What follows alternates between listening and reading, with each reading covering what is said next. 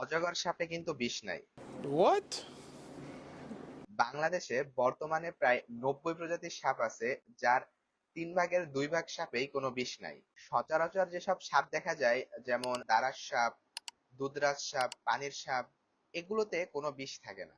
এই সাপে কামড়ালে সাধারণত একটু অ্যালার্জি দেখা যায়, তবে চিকিৎসার কোনো প্রয়োজন নাই। আর যেসব সাপে বিষ থাকে তার মধ্যে পরিচিত সাপ হচ্ছে রাসেল ভাইপার, শঙ্খিনী, গোখরা সাপ।